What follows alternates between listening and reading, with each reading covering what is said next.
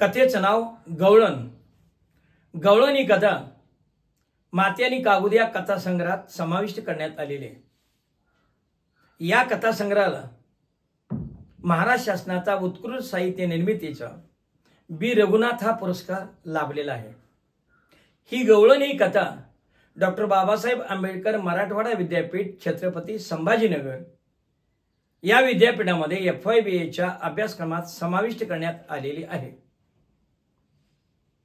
गवळण या कथेमध्ये माणूस आणि पाळीव प्राणी यांचं जीवाभावाचं नातं मी व्यक्त केलेलं आहे. तसंच या पाळीव प्राण्यातून माणुसकीचं कसं दर्शन घडतं याचाही प्रत्यय आपल्याला येईल. कथेचं नाव गवळण. बबन्या आज शंकर कसाबाला घेऊन येणार होता. तो गवळणीला ऐकणार होता. तसं त्यानं नक्की ठरवलं होतं आणि निर्धारी पक्का केला होता. गवळण मळ्यातील शेडमध्ये गोठ्यामध्ये डोळं झाकून बसली होती. तिला हे कळलं होतं. घळाळा डोळ्यातून आसवं ढाळत होती आणि प्रत्येक अश्रूच्या वाटे तिला तिचा भूतकाळ आठवत होता. काय माझ्या जन्माची कहाणी कसं सांगायचं. अहो त्या वक्ताला सदू तात्या आणि गंगू मावशी मळ्यात वस्ती करून होती. दावणीला शिल्या फुल्याची या बैलांची हत्तीसारखी जोडी होती. जोडीला माझी आई बी होती. अहो माझ्या आईला म्हण पहिल्या 4 येताला रेडच झालं आणि 5व्यांदा मी रेडी झालो. मग काय माझं कौतुक. सदू तात्याला आणि गंगू मावशीला आबाळ भरून आनंद झाला. मग त्यांनी माझं लाड कौतुक लई केलं. 2-4 महिने माझ्या आईचं दूध माग सरस्तूर मला पाजलं. रबरबीत माझी तयारी झाली. पण नशीब माझं फुटकं व काय सांगू. घट सर्पाची साथ आली आणि या साथीनं माझी आई मला सोडून गेली, पोरकी करून गेली. पण तुम्हाला सांगतो तात्यानं आणि मावशीनं माझी आबाळ नाही केली. मी रेडी असताना मला पुढच्या लेकीगत तिनं सांभाळ केला. हळूहळू मी मोठी व्हायला लागलो. कपरी पेंड असू दे, कणकीचं गोळ असू दे, हुलग्याचा भरडा असू दे, मळ्यातला शेलका गवताचा घास असू दे, मला मावशी आणि तात्या घालायचीत. इतकंच काय तुम्हाला सांगतो. अहो सणासुदीला पोळ्या असायच्या. आई आमची मावशी देवाला निवद दाखवायची आणि निवद दाखवल्या तशीच गोट्यात यायची आणि पोळीचा पहिला घास मला भरवायची आणि मगच तोंडात ती पाणी घ्यायची. असं जपलं मला. असंच दिवस जायला लागलं आणि मग माझी तब्येत चांगली सुधारली. बघण्यासारखी दृष्टी लागण्यासारखी मी दिसायला लागलो. काय माझं रूप. हवं नुसती काजळाची वडी. अंगापिंडाने मी भरलो. मुस्काळच्या मुस्काळ तोंड, रुंद कपाळ, कोचेरी शिंग, काळा सावळा वान, का खाता एवढी रुंद पाठ, पाठीला पनाळ पडलेली, शिपटीचा गोंडा गजगच्या गजग, काळं पांढरं डोळं सदाबावर, इतभर कान कायम टावकारलेलं आणि पोटरी म्हणा पिंढऱ्या म्हणा कणकीच्या लाट्या एक दिसत होती आणि पायाच्या नक्या तर खोबरेच्या वाटीगत. असं माझं रूप देखणं पान असायचं. सकाळच्या कोवळ्या उन्हात मला तात्या खळ्याजवळच्या पिपरणीला बांधायचं.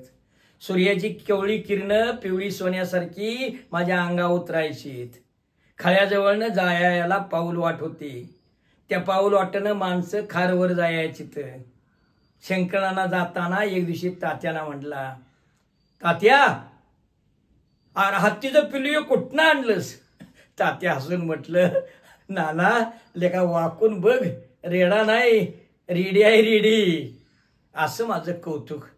हळूहळू मी वाढायला लागलो आणि मग तुम्हाला सांगतो माझं रूप जसं वाढत असं तसं गुण बी तात्यांना दिसायला लागलं.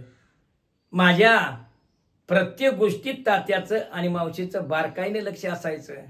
माझं बालपण सडून तरुणपण हळूहळू यायला लागलं. आणि मग तुम्हाला सांगतो माझं नाव काय म्हणून ठेवलं तर एकांदी गवळण. भरली तांब्याची घागर डोक्यावर घ्यावी, तिनं दुसरी घागर काकत घ्यावी आणि गवळणीने मुर्क मारत मारत चालावं, तशी माझी दुयांगी चाल होती. ही मी झुलत झुलत चालायची. माझी चाल बघून मावशीच म्हटली माझी गवळण आहे गवळण.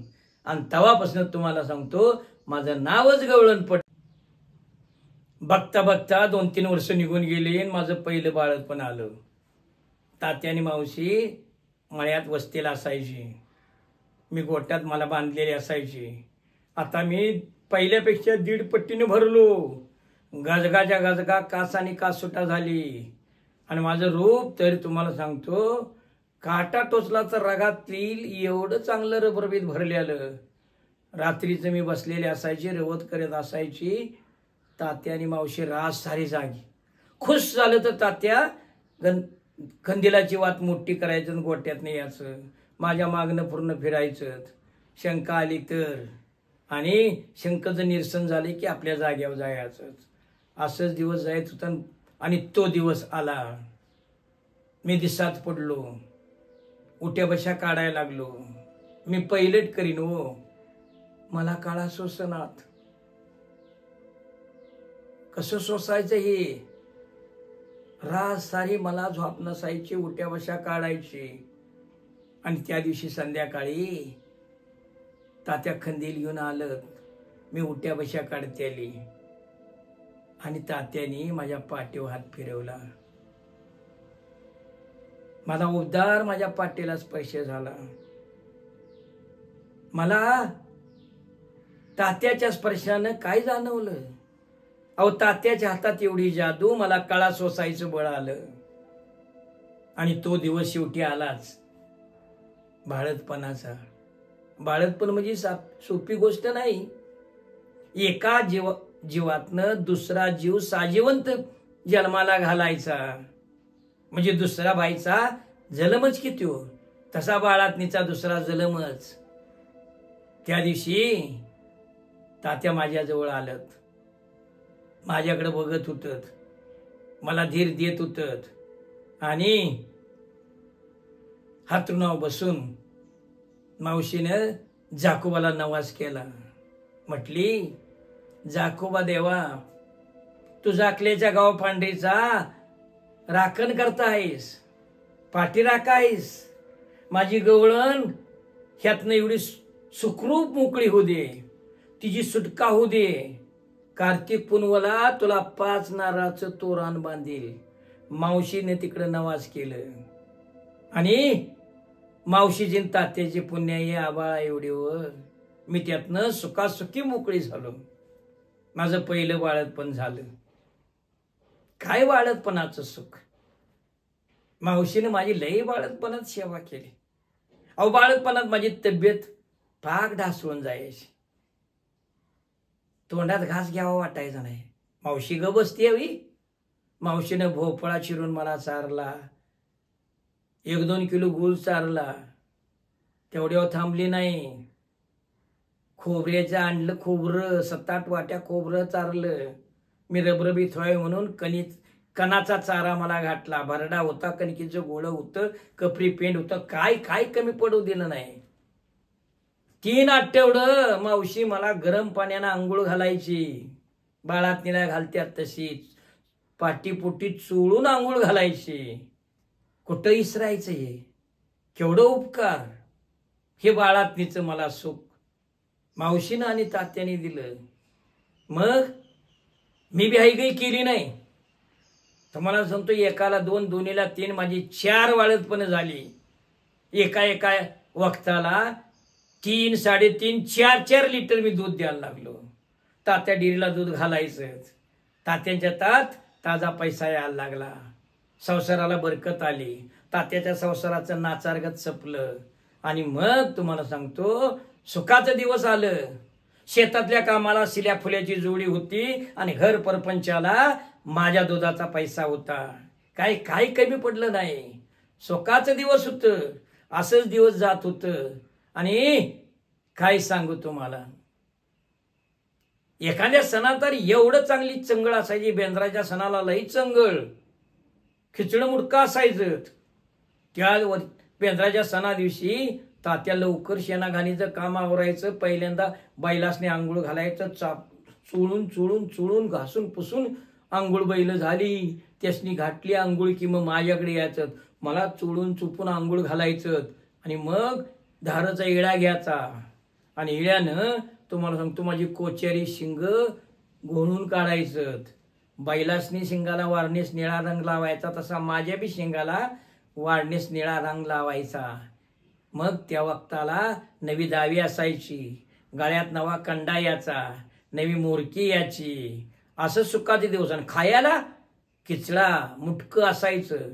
घमेले पाटीत अर्धी कासांडी भरून मावशी मला आंबील पाजायची. सोन्यासारखं दिवस होत. असंच दिवस पुढे चाललं. माझं सत्व पिळून देत होतो. आणि काय सांगू तुम्हाला, नको ते गावात गोष्ट घडली. जाकलं गावात लाळीची साथ आली. लाळीच्या साथीने सारं गाव जाकलं बेजार झालं. हत्तीसारखी दावणीला असणारी अवताची बैल बघता बघता नाहीशी झाली. दुधाच्या गाया असू द्यात, म्हशी असू द्यात, ओस जागत्या जागेला मरून पडायला लागल्या. आमासनी लाळ येईल म्हणून तात्यानं मावशीनं लई जपलं. पण वयाचं तेच झालं. बैल कशी तरी वाचली आणि मला लाळीने घेरलं.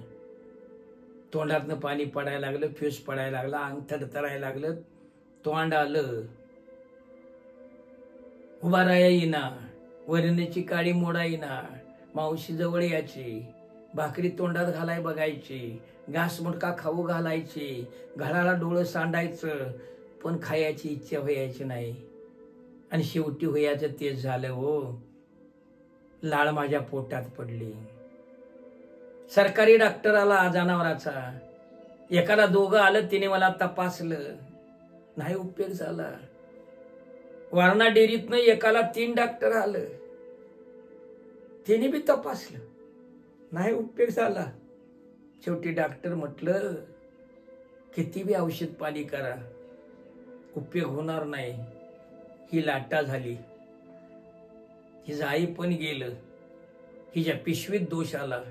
एक वाक्य माझ्या कानावर पडलं आणि घडाला डोळं सांडायला लागलं. लटा लटा पाय कापायला लागलं. मटकन खाली बसलो. मावशीची आणि तात्याची चित्र अवस्था लय वाईट. तात्याने कपाळाचा घाम पुसला आणि तो टवेल डोळं पुसत पुसत भिताडाला पाठ लावून बसलं. मावशीने डोळ्याला पदर लावला. मला ते बघवणार. मी तोंड फिरवून बसलो आणि घडाला डोळं सांडायला लागलं. वैरणीची काडी म्हणा, भाकरीचा तुकडा म्हणा, काय काय माझ्या पोटात जाईत नव्हतं. वाटलं आता आई पण गेलं आपलं, कशाला जगायचं, मराव. मी अन्न सोडलं, माझा जगून काय उपयोग, असून नसल्यासारखी मी मराव म्हटलं. मी अन्न सोडलं. जसं मी अन्न सोडलं तसं तात्याचं आणि मावशीचं दुःख विचारावं. 2-3 दिवस गेलं आणि मावशी माझ्या गळ्यात येऊन पडली. म्हटली, का ग माझे गवळणे, अशी का तुझ्या गती झालीस? अगं लाटा झालास म्हणून झालीस म्हणून तुला काय मी सांभाळणार नाही. वय माझ्या लेकी असं नको करूस. आमच्या दोघांचा जीवमान आहे तेवर तुला तळाताच्या फोडागत सांभाळतो. अगं गवळणी, तुझं काहीतरी कमी ज्या झालं तर आम्ही कोणाच्या तोंडाकडे बघायचं ग, नको असं करू. मग मन घट केलं, घासमुटका खायला लागलो. लाटा असलो म्हणून काय झालं, तात्यान मावची साठी जगायचं म्हटलं आणि जगत राहिलो. असंच दिवस जाईत होतं. आणि त्या साली आखरीत घडलं, नको तेच घडलं. देवा दसरा दिवाळी झाली, कडधान टाकायचं दिवस होतं. आणि शिल्या आता निम्म्या वयाचा झालता माझ्यासारखाच. आणि त्याला लाळ सोसत नव्हती, त्यातनं तो आजारी पडला. त्याला उठा बसा येईना. युवकच बैल दावणीला. तात्या दुच्यागती झालं. हरभरा गहू खपली पेरायची. आणि लकडी नांगूर चालवायचा. आता कोणाला हाक द्यायची, कोण मत्तीला येणार. तात्या शिवारवाल्याकडे गेलं, बैल उसना मागितला.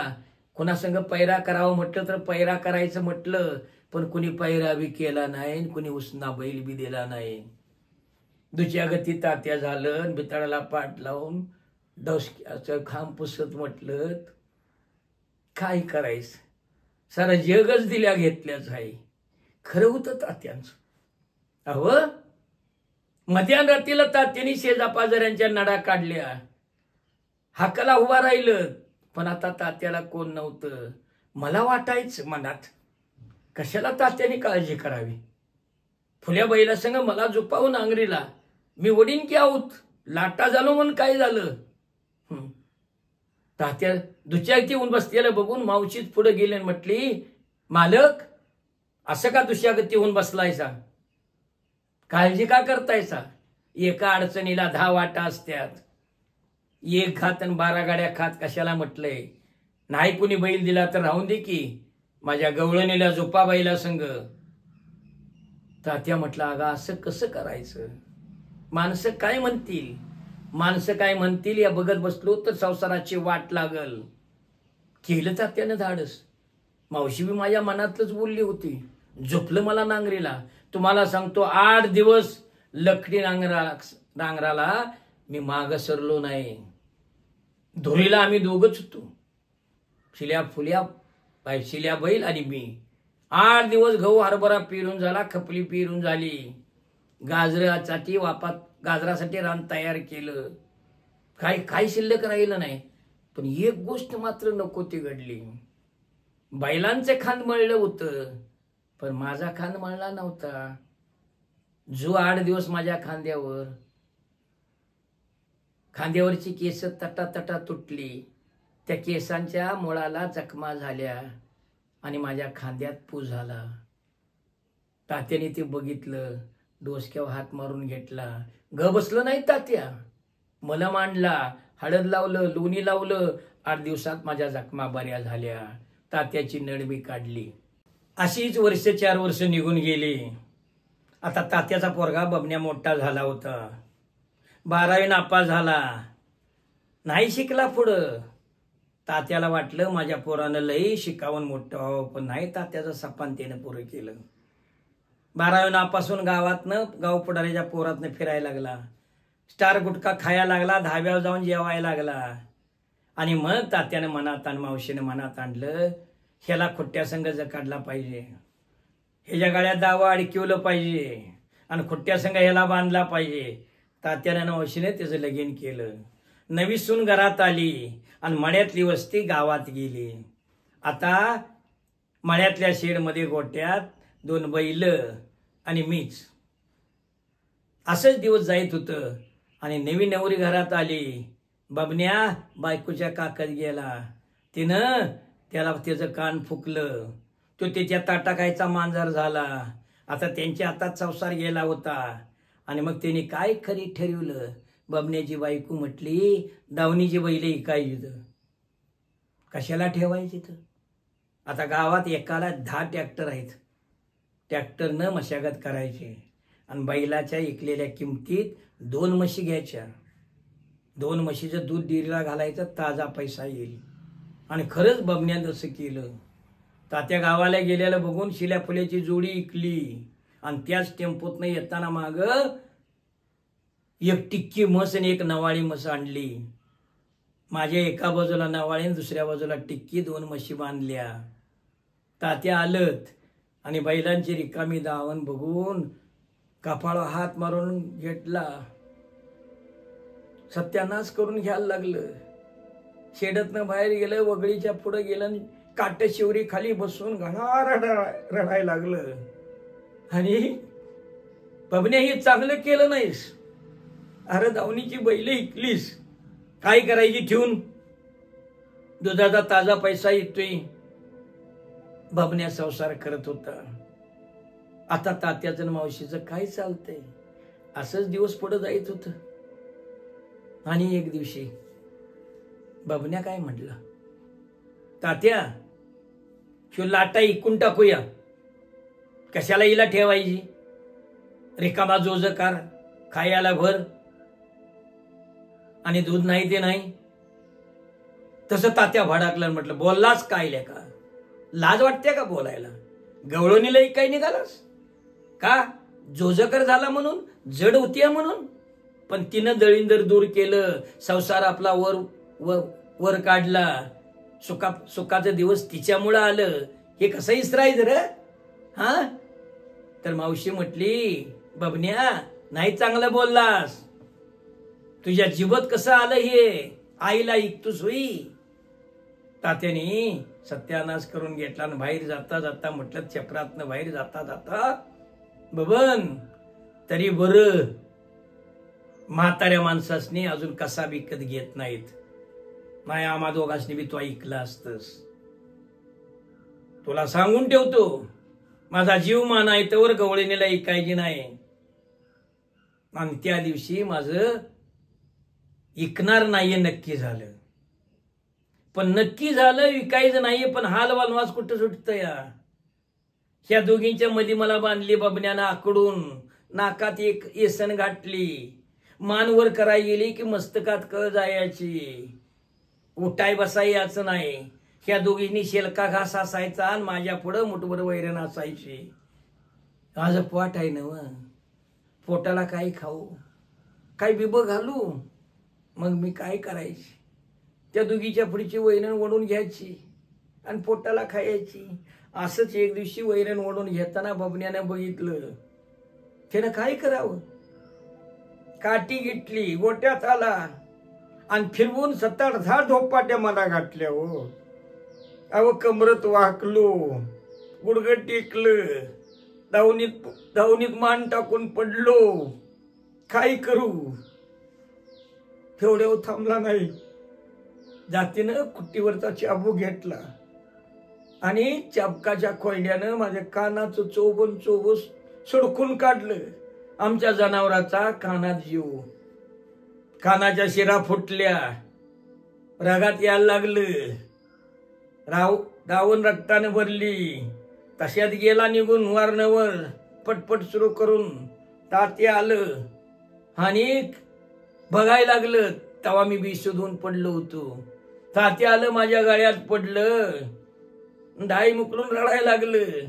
तात्याचा स्पर्श झाला, मी जागी झालो, शुद्धीवर आलो तर बघतो या, तर तात्या माझ्या गळ्यात पडून रडत होत आणि धावण रक्तानं भरली होती. कसं सोसायचं, वाटायचं त्या बबन्याला धडा घालून जाग्यावर आदू करावा. पुन्हा मन म्हणायचं नाही असं करून चालायचं. तात्याचा व आणि तिनेचा योग लियोग. जर तसं काय झालं तर तात्या आणि मावशी त्यांना नाही सण व्हायचं. राग दात खाऊन गिळायची मी आणि हाल सोसत राहायची. असंच दिवस पुढं जायत होतं. एक दिवशी काय झालं, चुकून शान सारायला म्हणून गोट्यात तो आला आणि चुकून माझा पाय त्याच्या पायावर पडला. जातीनं ग बसावं का नाही, मारलं ते मारलं. तंबाखू खाल्ली आणि माझ्या दोन्ही डोळ्यात तुकला. हो कसं सोसला असेल म्या.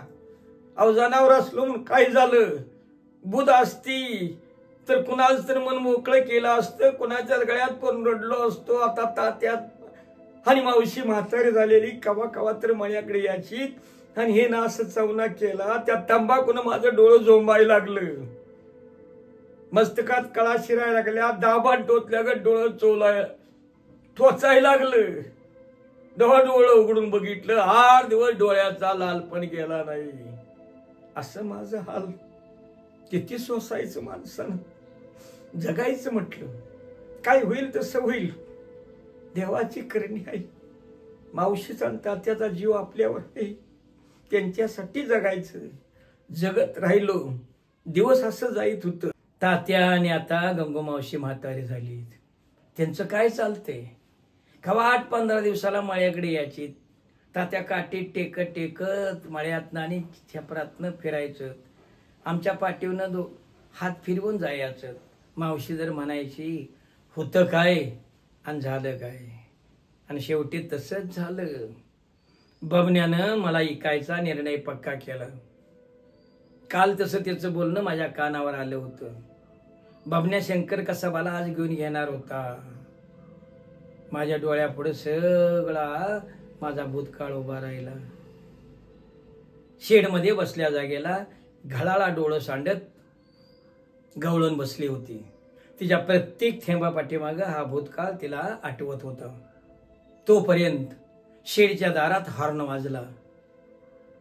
टेम्पो आला. धाडकन दार उघडलं. गवळण उठून उभी राहिली.